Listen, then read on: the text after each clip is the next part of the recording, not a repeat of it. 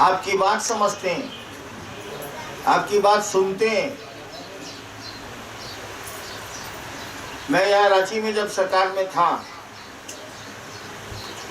तो हमने अपने बागीचे को हम नीलम सबने खुद कोड़ के सजाया था फूलों से और फलदार वृक्षों से। 2.5 साल के बाद बिहार सरकार ने मुझको वापस बुला लिया। अब उसी डेरे में आप जाइए, वो सरकारी डेरा अभी भी है, बंजर लगता है, पेड़ है ही नहीं।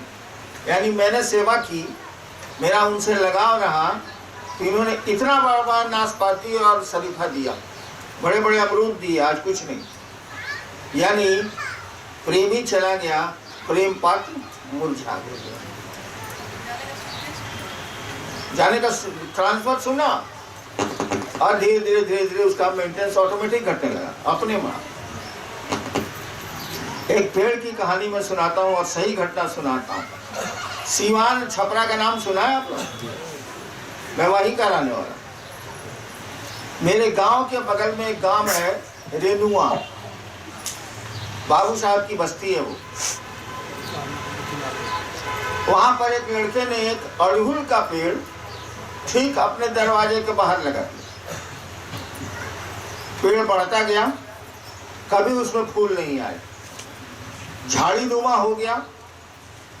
उसके बहन की शादी थी। पिता ने कहा कि बारात लगेगी, ये झुरमुट जो तुम बनाए हुए हो हरियर हरियर, हरा तो था, पानी पड़ा था बेचारा, जब उसको वक्त मिल रहा,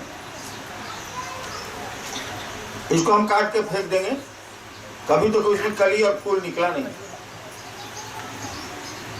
सही घटना है। बेटे ने कहा कि बाबूजी अड़हुले का न गाछ, जिस दिन शादी होगी उस दिन सुबह में काट के फेंक, इतना मोटा है तो काटने में क्या लगे अड़हुल का। और दुखी हो गया बच्चा। अब बच्चा भी कुछ सियाना हो गया था, वो दुखी हो गया कि बताइए इतना हरियर पेड़ है, इतना हम लगाए हैं, फूल नहीं दिया, इसीलिए बाबूजी कह रहे हैं कि इसको काट देंगे, आज बारात आने वाली। और आपको बताएं जिस दिन बारात आने वाली थी, आप पेड़ के पत्ते नहीं देख सकते, फूलों से लदे, पत्ता नहीं खोल सकते आप उस अड़हुल के पेड़ जिसमें कभी फूल कलियां नहीं आई। बारात के दिन केवल फूल ही फूल थे उस पेड़ में।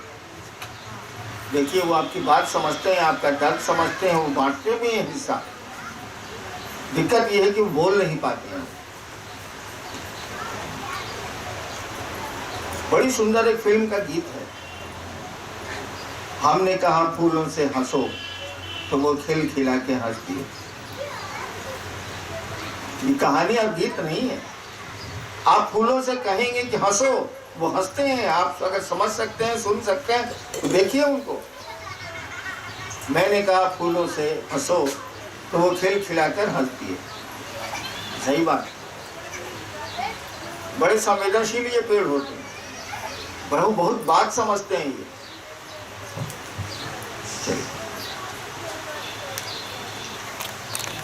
इन चीजों का ध्यान काटिए आप, लेकिन आपने एक अंग को काटा है जरूर। काटी। पेड़ों से दवाएं बनती हैं, अभी बनती है, पहले तो बनती ही थी। आयुर्वेद का विज्ञान उसी पर चलता ही चलता है।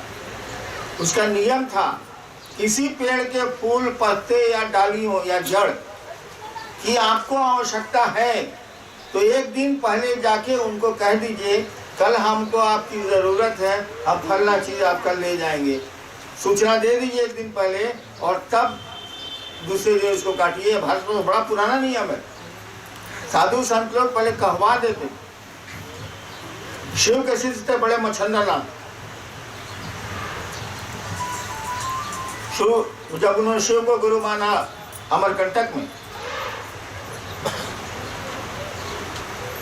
तो एक मल्लाह की बेटी उनके साथ हो गई। नाम था उसका नर्मदा। नदी का भी नाम वही है, लड़की का भी नाम था नर्मदा। एक दिन अपने दोस्तों से कह रही है, वो नर्मदा 12-13 साल की थी, अपने दोस्तों से कह रही है इस जोगी के लिए मैं फूल चुनती हूँ। अब तो फूल भी मुझसे बातें करने लगे, बताते हैं कि मुझ में अवस्था कौन सा औषधीय गुण है। थोड़ा सा सेंसिटिव हो गई जोगी के साथ वो नर्मदा, वो लड़की, तो कहती है अपने दोस्तों से कि देखो ना, पहले मैं इस जोगी के लिए फूल चुनती थी, अब ये फूल भी मुझसे बातें करने लगे, मुझसे कहने लगे हैं कि मुझ में कौन सा गुण है, कौन सा अवगुण है। तो पेड़ों को अपना समझने की कोशिश करिए, ये आपके बहुत अपने। चलिए काफी। अगर मन गंदा है तो आप समाज में जिएंगे कितने दिन? हमेशा जान लीजिए, कोई कहानी आज तक उपन्यास और कहानी नहीं बनी कि नेकी पर कभी भी बदनीयती का राज हो जाए। बदनीयत अगर कोई है वो जीत नहीं सकता नेकी से। आज तक का इतिहास नहीं है, कोई कहानी भारतवर्ष और विश्व में नहीं बनी। समरिटन वगैरह अंग्रेजी में है, इसमें कहीं उल्लेख नहीं है कि बुराई जीत गई हो अच्छाई से। अच्छाई हमेशा जीतती है, परेशानी अच्छाई को ज्यादा होती है, लेकिन जीतती, विक्ट्री इज वेरी आवर्स, विजय उसकी जरूर होती है, हम लोगों की जरूर होगी अगर मन साफ है, आप साफ हैं, परिवेश साफ है। और बहुत जरूरी है कि अपने मन को साफ रखें। शिव के बारे में कहा जाता है वो सत्य भी है, सुंदर भी है। शिवम सत्यम सुंदरम क्यों कहा गया? सुंदर वही है जो हर समय में सुंदर रहे। गुलाब के फूल आज सुंदर लग रहे हैं, परसों नहीं लगेंगे। वो सुंदरता नहीं है, क्षणिक है, काल विशेष के लिए है। शिव हमेशा सुंदर हैं, उसमें कभी कोई परिवर्तन नहीं होता, इसीलिए सत्य है वो, सुंदर है वो और शिव हैं। हम लोगों को भी ऐसा ही बनना है, उसी गुरु के शिष्य हम लोग हैं। और शिष्य से नजदीक गुरु का कोई नहीं होता। कहानी पढ़ी है ना, शिव के शिष्य थे परशुराम और शिव के पुत्र थे गणेश जी। दोनों में युद्ध हो गया, लड़ाई का कौन भरोसा। युद्ध हो गया। आज भी आप देखते हैं एक दंत गणेश, एगो दांत टूटा हुआ है, कटा हुआ है। शिव ने अपने शिष्य का साथ दिया और परशुराम ने गणेश का एक दांत पत्थर से उड़ा दिया। आज भी तस्वीरों में एक दंत ही गणेश ही पूजे जाते हैं, दो दंत गणेश की पूजा नहीं होती। तो गुरु के लिए तो शिष्य से प्यारा कोई नहीं होता। आपके गुरु हैं शिव, आप एक बार बोले हैं कि शिव मेरे गुरु हैं, इस मर्यादा, अब एक बार किसी को बहन बोल दीजिए और उसका इस मर्यादा को तोड़ दीजिए। आप हरामी कोई है? तो आपने एक बार कहा कि शिव मेरे गुरु हैं, इस संकल्प पर खड़ा रहिए, इस विचार पर खड़े रहिए, इस सोच पर खड़े रहिए और जितना बन सके, जितना ही बन सके अपने गुरु की ओर चलने की कोशिश करिए। अपना काम भी, जो खुद का काम नहीं कर सकता वो खुदा का काम नहीं कर सकता, जान लीजिए। जो खुद का काम नहीं कर सकता वो खुदा का भी काम नहीं कर सकता। इसीलिए अपना काम भी पूरी ईमानदारी से करिए, जो ही काम है, घर का, बाहर का, और शिव का भी कार्य पूरी ईमानदारी से करिए। दोनों में घाल मेल मत करिए। महादेव को हमारे गुरु हैं तो सब गंजन मेरा हो रहा है, घाल मेल मिला नहीं। आप गंजन तो आपकी करनी से हो रहा है। महादेव का कल ही रात की बात है, मैं 2 बजे पहले कभी नहीं सोता, बचपन से नहीं सोता, स्मशान की आदत रही, आज भी नहीं सोता। कल रात में महादेव से लड़ गए। हम लड़े, वो लड़े कि नहीं लड़े हम क्या जानते। भाई हमको आवेदन देने का अधिकार है, हम आवेदन दिया, तो का आवेदन दिया, आप रिवॉल्वर मत दीजिए, तो हम क्या कर सकते हैं? हम आवेदन नहीं दे सकते। तो हम महादेव से बहुत बात किया, अंत में झगड़ गए। झगड़ने लंबी लड़ाई मेरी तरफ से हो गई, मेरी तरफ से। अब वो क्या कर रहे हैं वो बुझेंगे, हम कैसे बुझेंगे? बाद में मेरे साथियों ने कहा, मेरे साथी कुछ ऐसे भी हैं जो आसमान में रहते हैं, मेरे साथियों ने कहा कि तुम महादेव से लड़ गए। अगर तुमसे लड़े हैं क्या मिलेगा हमको? तुमसे लड़े हैं क्या हासिल होगा, क्या लाभ होगा? अरे महादेव से लड़ेंगे, लड़कुआ बाप से लड़ेगा तो झोला बस्ता किना जाएगा, जूतवा नया किना जाएगा, साले पड़ोसी से लड़ेगा तो थप्पड़ मारबो करेगा। हम उसको यही कहा तुमसे लड़ें क्या फायदा होगा, और जब जो फायदे का विचार नहीं किए हुए युद्ध करता है उससे बड़ा मूर्ख कोई नहीं होता। इस लड़ाई से आपको क्या फायदा मिल रहा है सोच के लड़िएगा भाई। अब फायदा नहीं मिल रहा, लॉस मिल रहा, पिटा जाना है, सर लड़ते कहना है। हमने कहा तुमसे लड़ें क्या मिलेगा हमको, तुम्हारे दोस्ती से भी बहुत फायदा नहीं है, तुम्हारे झगड़ा से भी कोई फायदा हमको बहुत नहीं है। फायदा क्या, महादेव लड़ेंगे, बच्चा लड़ता है माँ से तो एक दिन उसका पेंसिल नया आइए जाता है, छोटका पेंसिल फेंक देता है, तो कोई फायदा रहेगा तो लड़ेगा। तो महादेव से लड़े तुमसे लड़े साले। हाँ चलो चलिए, बहुत बातें हो गई आपसे। नहीं है। इनकी जिज्ञासा है कि क्या गुरु भाई बहन को प्रणाम नहीं करना चाहिए? गुरु भाई बहन को प्रणाम नहीं करना चाहिए। आपस में कोई बीच में बोल दिया होगा कि गुरु भाई को इसका अर्थ तो मैं ही नहीं समझ रहा। जैसा हो वो बोले।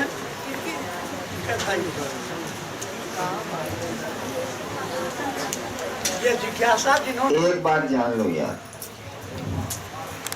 प्रणाम करने वाला हमेशा प्रणाम लेने वाले से बड़ा होता है।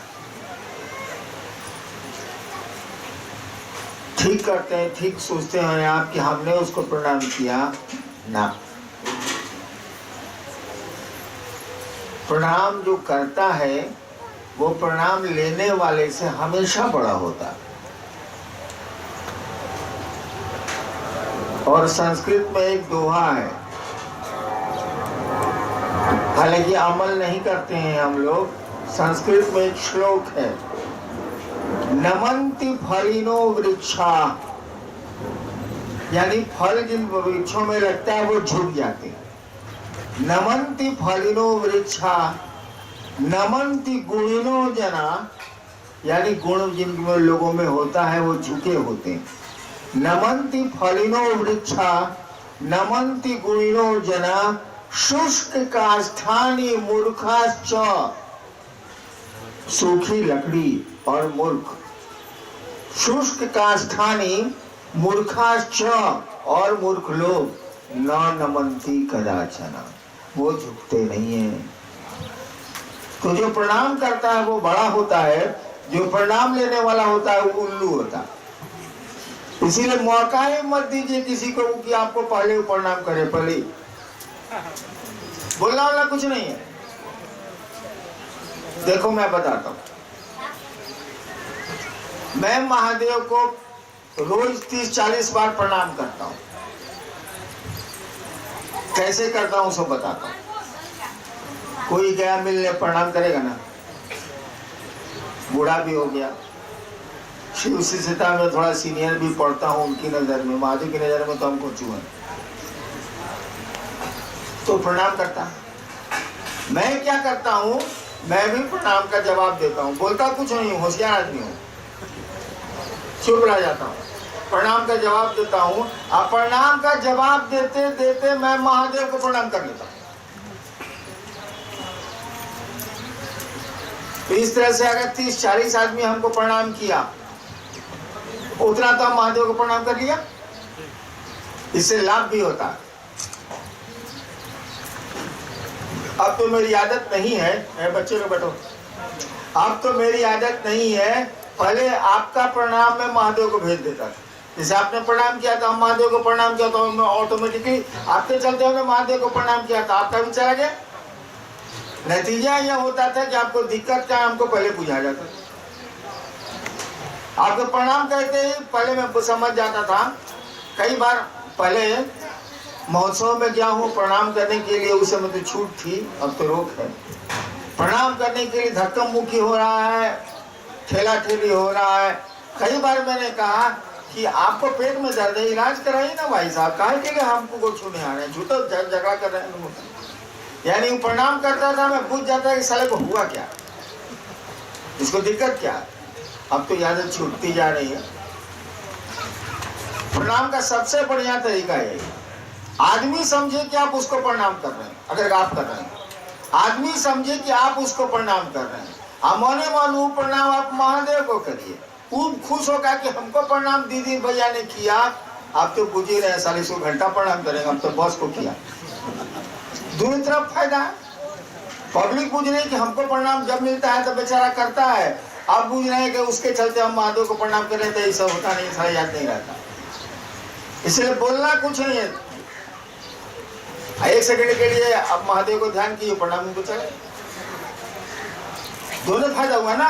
पब्लिक को खुश कि हमको प्रणाम किया, आपको मने मन लग रहा है कि साले कौन बोल हम बॉस को किया। चलिए प्रणाम करना सीखिए, प्रणाम करिए, कुत्ते को भी प्रणाम करिएगा तो परिणाम है, परिणाम लेने की आदत छोड़ दी। जी, सिक्किम से हैं भाई वीरेंद्र जी। मैं कोई भी कार्य शिव का नाम लेकर करते हैं तो पूरा हो जाता है, वही कार्य नहा धोकर पूजा करके निकलते हैं तो रुकावट आ जाता है, ऐसा क्यों? महादेव पूछता है कि साला कागज से पोछी से आप पवित्रता कर रहा है, पूछता है। इसलिए इसकी चिंता छोड़िए। एक आदमी था मधेपुरा में, वेटरनरी विभाग में, एक दिन आके हमको बोला मत जाओ, लेकिन उसका पूरा परिवार आज भी उसी से। हमको बोला कि सर हम सुन जाते हैं ना, तो अगर नमः शिवाय नहीं किए जाते हैं तो प्रेत आता है, आपको उठा के जमीन पर रख देता।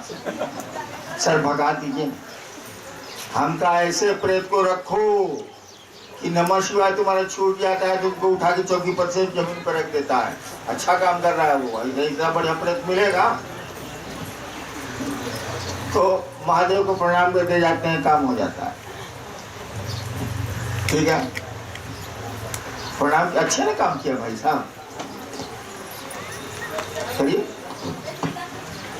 जी, भिवाड़ी से हैं भाई उमाशंकर जी, भिवाड़ी राजस्थान। टोली करने जाते हैं पर कोई भाई कहते हैं कि टोली में जाना जरूरी नहीं, सिर्फ चर्चा करना भ्रमित करते हैं, क्या करें?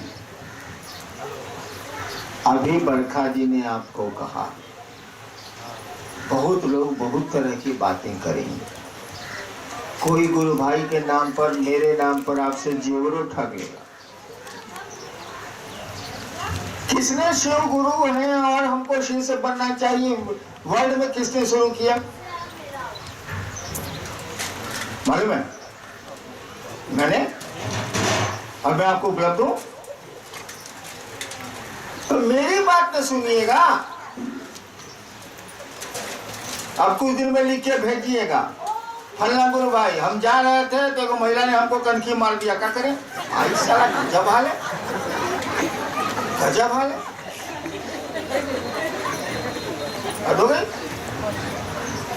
अब आपको कहा गया घूम घूम के शिव चर्चा करिए, बैठ के करिए, जहां मन करे वहां करिए, लठरी मुद्दा करे रहते हैं नहीं कर सकते हैं, जहां मन वहां करिए। अब कोई टोक दिया ऐसा गलत है, उसे झगड़ा तो नहीं करेंगे आप, उसकी बात एक कान से सुनिए, दूसरे कान से निकालिए। कौन गलत बोला जा रहा है आपको? शिव की बात आप जहाँ है, जहाँ मौका मिले कर सकते हैं। अब फटाफट नहीं करना है तो नमः शिवाय नहीं करना है तो साप्ताहिक में नहीं जाना है, अच्छा भाल है भैया, सब फालतू बात है। जी, भिवाड़ी से ही हैं, नाम नहीं लिखा। हम टोली में नहीं जा सकते, इन चर्चा में घोषणा 30-40 का करते हैं और चर्चा में प्रसाद नहीं चढ़ाते हैं। आप प्रसाद कोई चढ़ाई दिया तो खराब कर दिया, कोई बात नहीं, आप ठीक करते हैं, करिए। राजस्थान भिवाड़ी से हम तो चाहते हैं कि प्रसाद कोई चढ़ाए, लेकिन हमें कोई चढ़े हुए नहीं करता।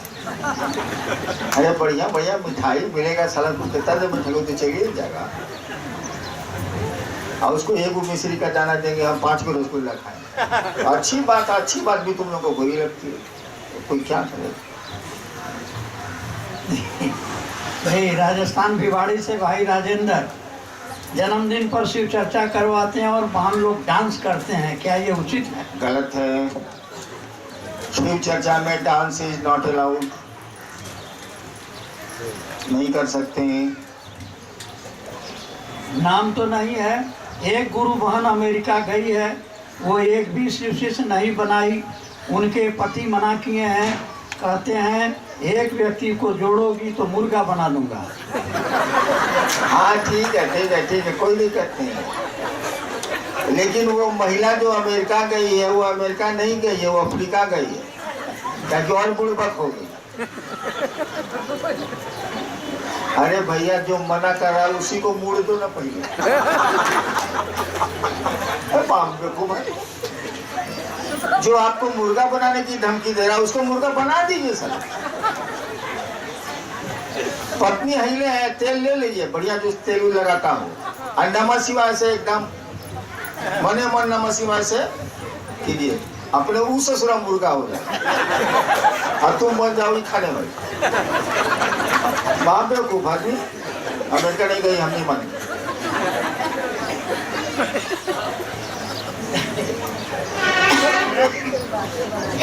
चलिए। सूरत से बहन रेनू, एक गुरु भाई पूछे थे कि शिव को आप गुरु बनाए हैं तो शिव गुरु दूध से खुश होते हैं या जल से खुश होते हैं? हाँ ठीक भैया, मेरे पास जो व्यवस्था होगी वही ना हम आने वाले को देंगे। वैसे इस बात को जान लीजिए कि शिव शरीर में नहीं है तो वो खा नहीं सकते, वो सो नहीं सकते, ये सब लक्षण शरीर का है। शिव कुछ भी नहीं ले सकते जब तक वो शरीर धर के आवेंगे नहीं। और जिसके पास शरीर नहीं है वो भोजन नहीं कर सकता, वो कुछ खा नहीं सकता। ये आपके भाव है। तो जो भाव में आता है, जो आपकी व्यवस्था होती है, वो आदमी का स्वभाव है, वो करेगा ही करेगा। इसीलिए उनको अच्छा बुरा नहीं, क्या कुछ नहीं लगता है। आपको अच्छा बुरा क्या लगता है इसका निर्णय करिए। उनको कुछ भी बुरा नहीं लगता। उनके लिए सुअर भी प्यारा है, उनके लिए गाय भी प्यारी है, उनके लिए बाघ भी प्यारा है, कहीं कोई उनको दिक्कत नहीं। जी, भाई शिव कुमार जी हैं गंगटोक सिक्किम। लौकिक गुरु को क्यों गुरु नहीं बनाए? अच्छे दिखते हैं, अच्छे बोलते हैं, तो शिव भगवान को ही गुरु क्यों बनाए? मत बनाइए। जो लौकिक गुरु आपको अच्छे दिखते हैं, अच्छा बोलते हैं, उनको गुरु बनाइए। शिव को गुरु बनाने की जरूरत है। कहाँ फंसते जाइएगा? वो विश्व गुरु है, जगत गुरु है। तो कहाँ राजा भोज, कहाँ गंगू तेली। ये औकात की बात है। जिसकी औकात बड़ी होती है वो शिव को गुरु मानता है। छोटी औकात के लोग कहाँ से मानेंगे? वही कहानी है राजा भोज और गंगू तेली। लौकिक गुरु अच्छे लगते हैं आपको? जी, ये सूरत से हैं भाई जय प्रकाश गुप्ता जी। हम शिव को गुरु बनाने के लिए लोगों से कहते हैं तो कुछ आदमी बोलते हैं मैं तो गुरु मंत्र ले लिया हूँ, शिव को गुरु कैसे बनाऊं? नहीं, सतवा में पढ़ लिए, लोगों की किताब काहे पढ़ेंगे? कोई बात हुई यार? पढ़ाई तो चलती जाती है। सबसे बड़ा गुरु है शिव। ठीक है, किसी गुरु मंत्र ले लिया, आप शिव के पास जाइए, वो कहेंगे मंत्र नहीं जपना है, तो छोड़िएगा कि नहीं छोड़िए? नया मास्टर जो कहेगा वही नहीं करिए। जी, ये अहमदाबाद से हैं बहन नीलम। चर्चा अच्छी चलती है तो लोग तोड़ने की कोशिश क्यों करते? अरे तुम लोग से परेशान, आदमी दूसरों से परेशान। अपने मन से जिस दिन परेशान हो जाइएगा ना, उस दिन खुद ब खुद से छूट जाएंगे। दूसरों के पर से परेशान होने पर तो आप लड़ सकते हैं, शिकायत कर सकते हैं, लेकिन आपका मन ही बगावत कर देगा तब क्या करिएगा? अपने मन से डरिए, अपने शरीर से डरिए। ये दोनों आपके विरोध में खड़ा है। कभी शरीर में दर्द होगा, कभी परेशानी होगी, कभी कुछ होगा। और मन तो सारा इतना हरामी है, मैं इसको रोज गाली देता हूँ। रात में सोने जाता हूँ तो इसको 2 बार सुंदर सुंदर भोजपुरी में गाली देता हूँ। सही बोल रहा हूँ मैं बकवास नहीं करता, मैं बात नहीं बनाता हूँ, गाली देता हूँ। बता नहीं सकूंगा क्या गाली देता हूँ। महिलाएं बैठी हैं, लेकिन रोज ईमानदारी से इसको करिए।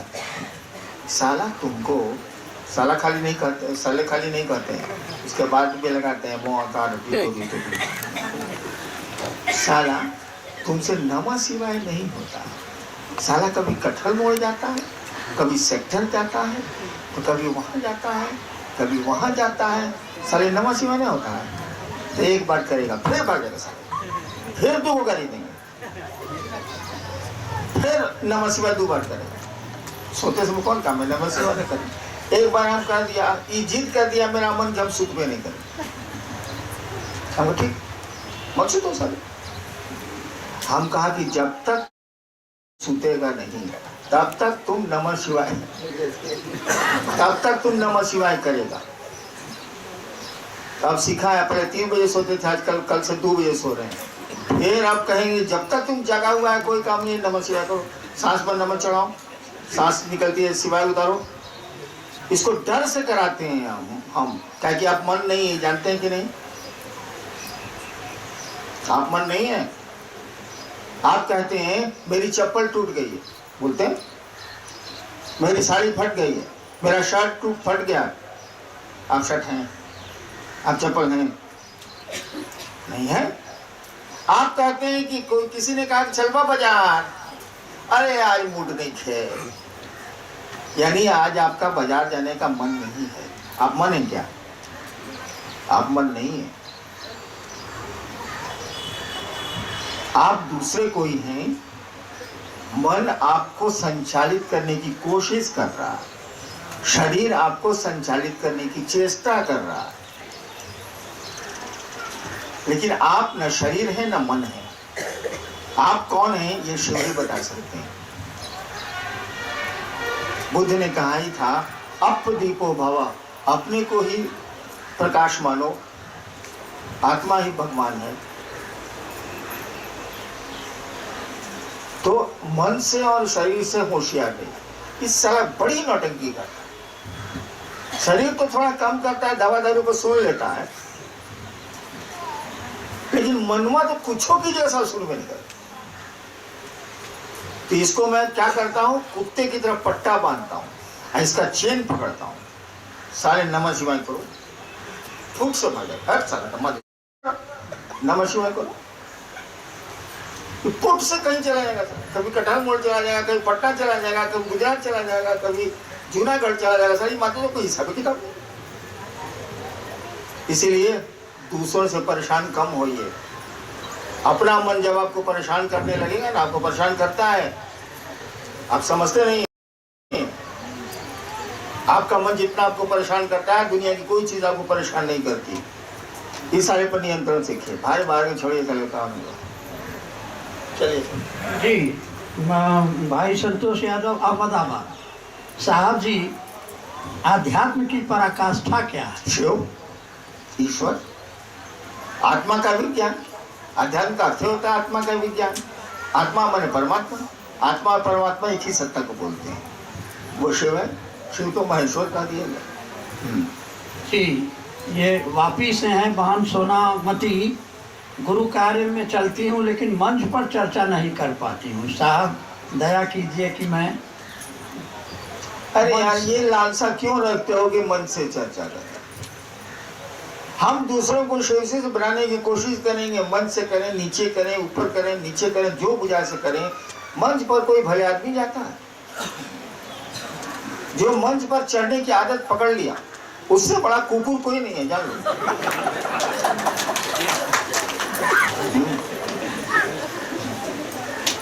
आप लोगों ने नहीं देखा है, जब नीलम थी तो देखो उस बकरे को भगवती का बलि पड़ रहा है। जिस बकरे को देख लो कि गले में इसके माला पड़ी है गेंदे की, और जिसको समझो कि दूब वो बढ़िया बढ़िया हरियर खाने को दिया जा रहा है, तुरंत बोल जाए साला कटेगा, इस साला कटेगा। तो आप लोग देखते करते हैं, आप लोग बैठे हुए थे, मैं आया तो सब लोग सजग हो गए। मैं बुझ गया, साला मैं बकरा बन गया हूँ, अब कटूंगा। तो सम्मान ज्यादा मिलता है तो पूरा का पूरा खतरा होता है कट जाने। तो मंच पर जो जाता है उसको सम्मान मिलता है। पहले के लोगों ने देखा होगा मुझको, यहाँ शायद नहीं है, इधर है, कि जब मेरा नाम बुलाया जाता था, वो बकरवा के गला में माला है तो साले को बुलाया ही जाएगा, ये उसी करता है। जब मुझको बुलाया जाता था तो मेरी पत्नी बगल में बैठी रहती थी, हम एक ही काम करते थे। मैं नीलम को हम बता रहे थे कि मेरा मुड़ी कटने जा। लाचारी कभी कभी मंच पर चढ़ना पड़ता है तो करो। अगर शौक पाल लिए हैं हम मंच पर चढ़ने का, फिर आपके शिव गुरु नहीं, तब नौटंकी करेंगे आप। चलिए नेक्स्ट। पत्नी शिव को गुरु मानी और पति शादी से पहले किसी को गुरु मान लिया था, ऐसे में क्या करना चाहिए? अरे धीरे धीरे वक्त आएगा, वो भी मान लेगा, समझाते रहो नहीं यार। नहीं तो हम जो उपाय बताए सो करो।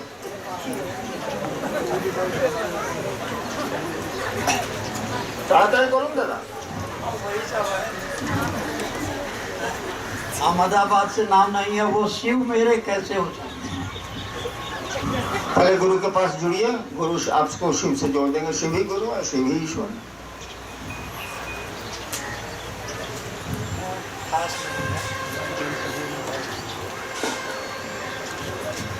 और यहाँ 3 बजने जा रहा है, खत्म करो क्या? अब लंबा भाषण कौन देगा? बातचीत जरूरी है। भाषण तो आप लोग मेरा कैसेट में भी सुन सकते हैं, अगर महोत्सव में आए तो वहाँ भी सुन सकते हैं। आपको तो बोलने का मौका मिलेगा नहीं। यहाँ है कम से कम कि आप भी कुछ बोल रहे हैं, हम भी कुछ बोल रहे हैं। बड़े बड़े कार्यक्रम, अब 4 लाख आदमी में बोलेगा तो साला। हाँ बोलिए, कुछ कहना है? उमन तो हमसे बात करने का आपको मौका मिलेगा नहीं, इसलिए बतिया लेता हूँ। आप चर्चा सुनिएगा तब तो सुनिए, चर्चा करिएगा तो यही ना बतवा और कौन सी बात हो। तब आप चुपचाप बकर बकर सुनिए, हम बकर बकर बोले।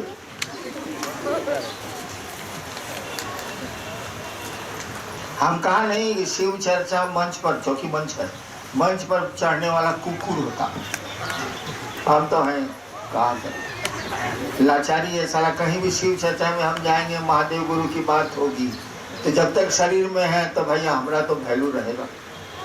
आज इसका वैल्यू रहा, उसका डिवैल्यूएशन होना ही होना। लाओ त्से चीन का एक दार्शनिक था, एक गांव में एक जगह ठहरा था। पहले गांव में जब कोई ठहरता था गांव के बाहर पेड़ के नीचे, तो गांव के लोग उसको भोजन पानी का इंतजाम कर देते थे। गांव का जो हेडमैन होता था, मुखिया, उसका व्यवस्था उसकी कर देते थे। रोज खाना जा रहा है, रोज पानी जा रहा है, गांव ही करता था। जबकि वो आदमी, वो साधु गांव के बाहर ही रहता था। तो लाओ त्से एक जगह ठहरा हुआ था, लोग नहीं जानते थे ये कौन आदमी। धीरे धीरे इन लोगों को मालूम हुआ कि चीन का सबसे बड़ा दार्शनिक हम लोग के गांव में के बाहर पेड़ के नीचे बैठा रहता है। 1 महीने से बैठा हुआ, हम लोग को पता ही नहीं।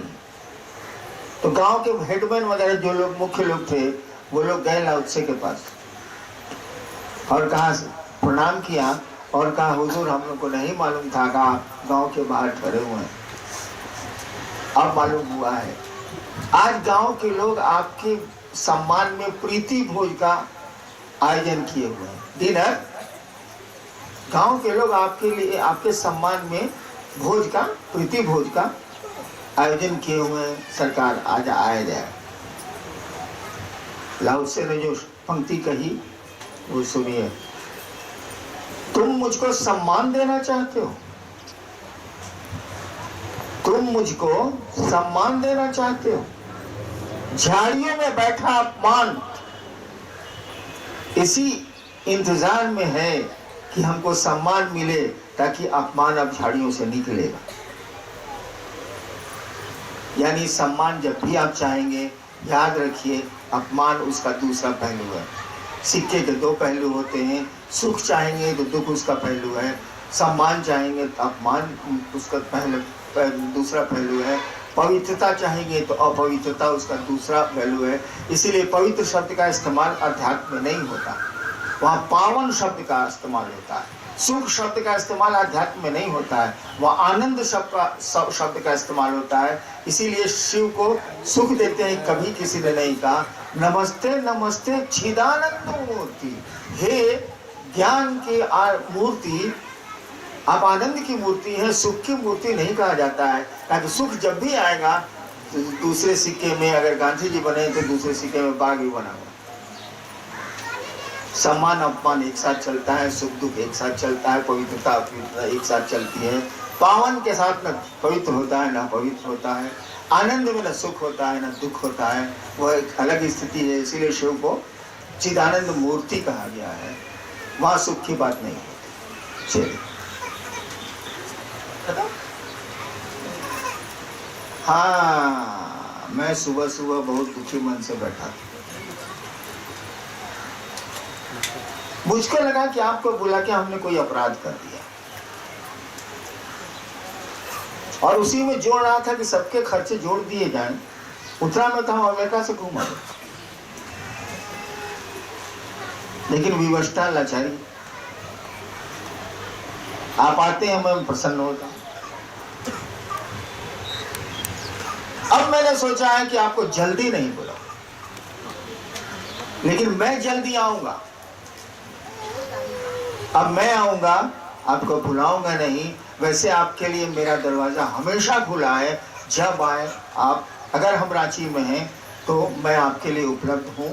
इसके लिए ऐसा कभी मत सोचिएगा कि उससे पूछना है, उससे पूछना है, उससे पूछना है, उससे पूछना है। कहीं कोई रोक नहीं है आपको। और मुझसे मिलने में, शिव से मिलने में कोई रोक नहीं होती। हैनान के मिलने, उससे मिलने में रोक हो गई तो आप गलतफहमी के शिकार हैं। रोक नहीं है। आप हम तक किसी तरह खबर पहुंचा दीजिए, मैं आपसे मिल जाऊंगा। प्रणाम।